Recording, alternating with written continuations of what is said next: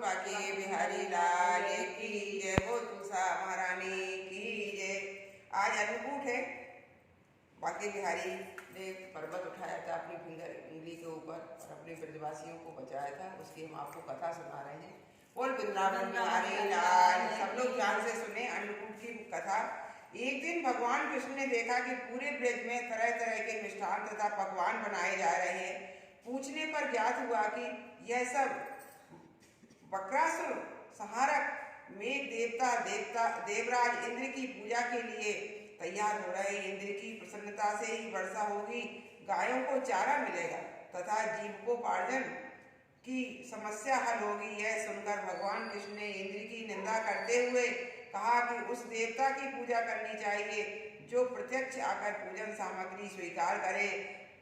गोपों ने यह वचन सुनकर कहा कि कोटि कोटि देवताओं के राजा की इस तरह से आपको निंदा नहीं करनी चाहिए। कृष्ण ने कहा, इंद्र में क्या शक्ति है जो पानी बरसा कर हमारी सहायता करेगा। उससे तो शक्तिशाली तथा सुंदर यह गोवर्धन पर्वत है जो वर्षा का मूल कारण है, इसकी हमें पूजा करनी चाहिए। भगवान कृष्ण ने के वाग्जाल में फंसकर सभी ब्रजवासियों ने चारों ओर धूम मचा दी। तत्पश्चात नंद जी ने ग्वाल गोपांगनाओं सहित एक सभा में कृष्ण से पूछा कि इंद्र की पूजा से तो दुर्वक्षी उत्पीड़न समाप्त होगा, चौमासे के सुंदर दिन आएंगे, मगर गोवर्धन पूजा से क्या लाभ होगा। उत्तर में श्री कृष्ण जी ने गोवर्धन की भूरी भूरी प्रशंसा की तथा उसे गोपियों की आजीविका का एकमात्र सहारा सिद्ध किया। भगवान की बात सुनकर समस्त ब्रजमंडल बहुत प्रभावित हुआ तथा अपने अपने घर से लाकर सुमधुर मिष्ठान पकवानों सहित पर्वत तराई में कृष्ण द्वारा बताई विधि से गोवर्धन की पूजा की। भगवान की कृपा से ब्रजवासियों द्वारा अर्पित समस्त पूजन सामग्री को गिरिराज ने स्वीकार करते हुए खूब आशीर्वाद दिया। सभी जन अपना पूजन सफल समझकर प्रसन्न रहे। तब नारद इंद्र महोत्सव देखने की इच्छा से ब्रज आ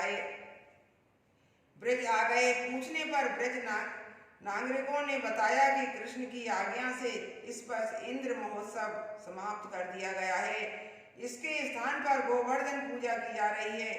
यह सुनते ही नारद उल्टे पांव इंद्रलोक गए तथा खिन्न मुख मुद्रा से बोले, देवराज तुम महलों में सुख की नींद की खुमारी ले रहे हो, उधर ब्रजमंडल में तुम्हारी पूजा समाप्त करके गोवर्धन की पूजा हो रही है।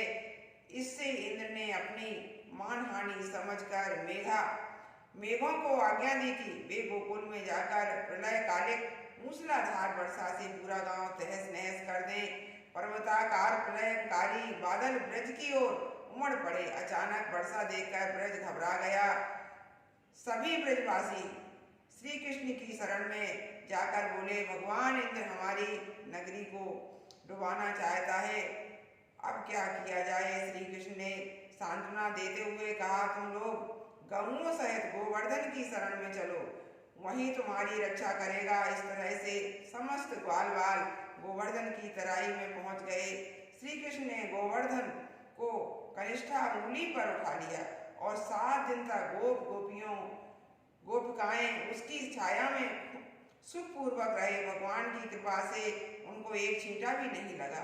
इससे इंद्र को महान आश्चर्य हुआ। तब भगवान की महिमा को समझकर अपना गर्व जानकर वह स्वयं ब्रज में गया और भगवान कृष्ण के चरणों में गिरकर अपनी मूर्खता पर महान पश्चाताप किया। 7वें दिन भगवान ने गोवर्धन को नीचे रखकर इसी भांति प्रतिवर्ष गोवर्धन पूजा करके अन्नकूट उत्सव मनाने की आज्ञा दी। तभी से यह उत्सव अन्नकूट के नाम से मनाया जाने लगा। बोल गिरिराज भगवान की, गोवर्धन पर्वत की, बोल बाके बिहारी लाल, श्रीमन नारायण।